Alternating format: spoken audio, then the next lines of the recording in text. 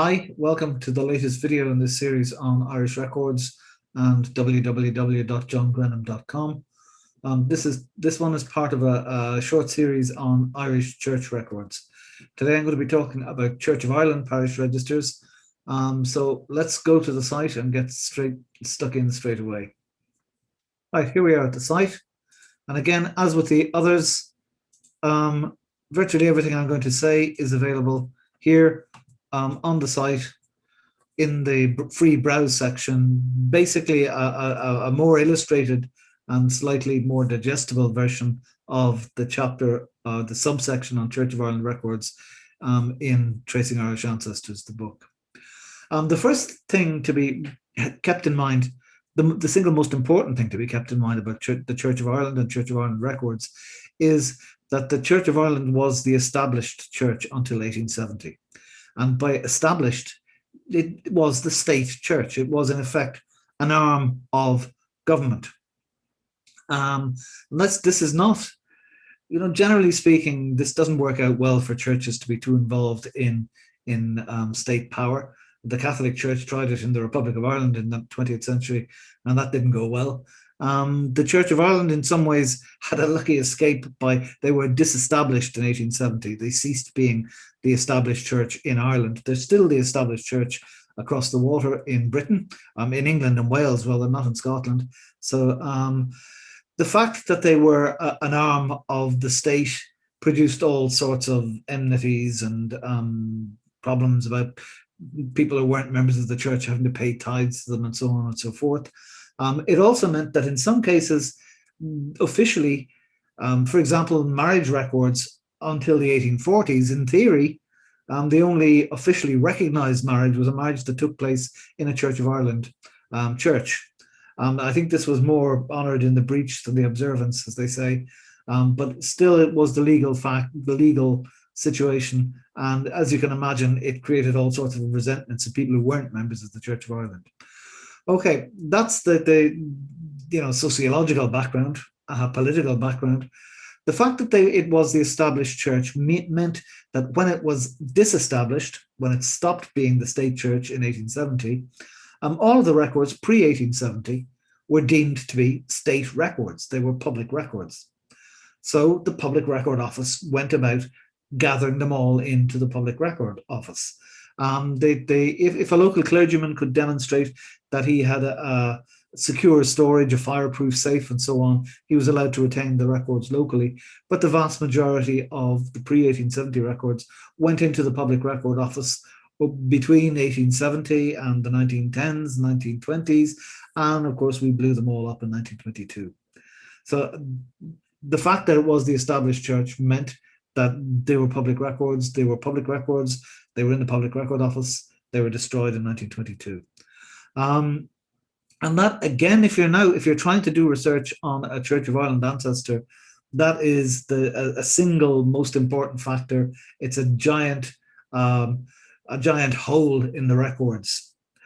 About 2/3 of the parishes on the island had sent their pre-1870 records into the Public Record Office. That doesn't mean that 2/3 of all Church of Ireland records were destroyed, because lots of these were working records for the local clergymen. So lots of them made copies before they sent them in. Also in Ulster especially, there was a lot of distrust of Dublin. So they dragged their heels. So much fewer went into the Public Record Office from the northern province of Ulster than from the other three provinces.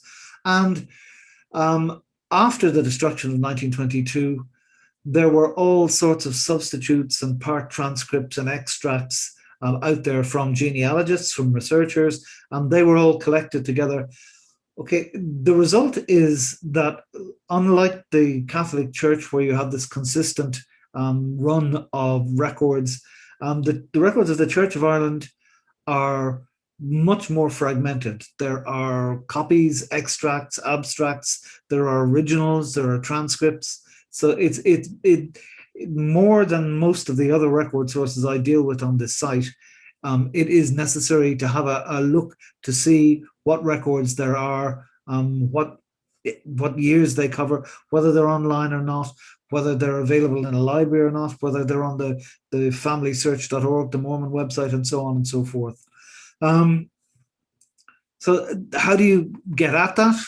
The best way is, again, you can go through the parish, which is part of the paying section of the site.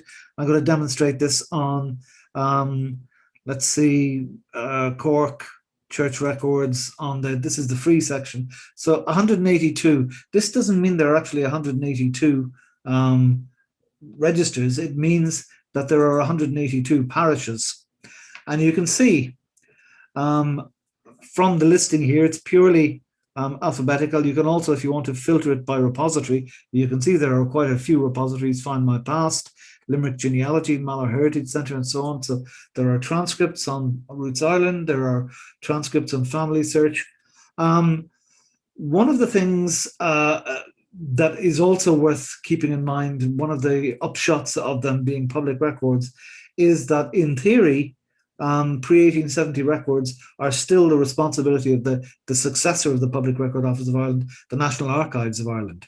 And that's this acronym here, NAI, National Archives of Ireland.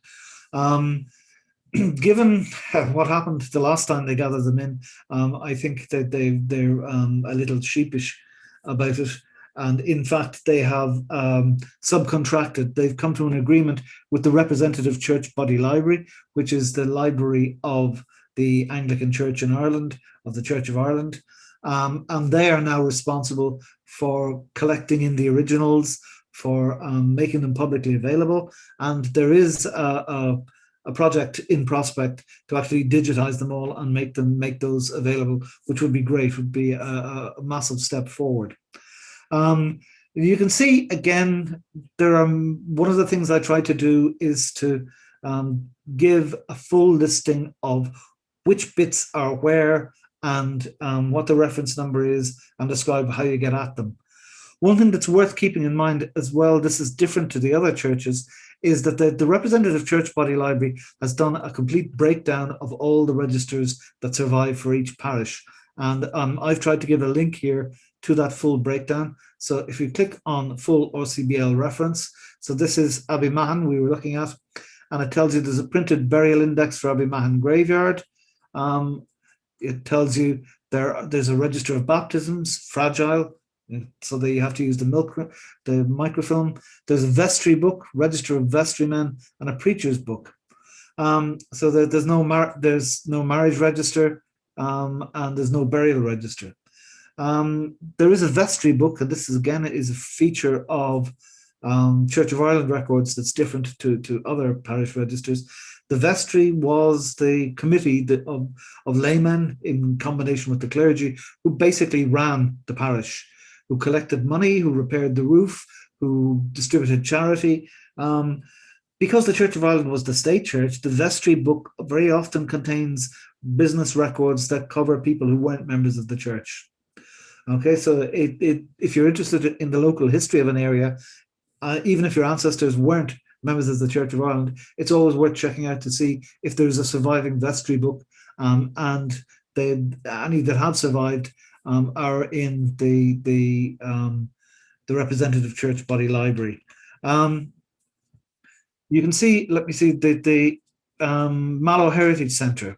Okay, one of the features of Church of Ireland records as well is that from 1845 on, the Church of Ireland registered marriages as part of the state registration system.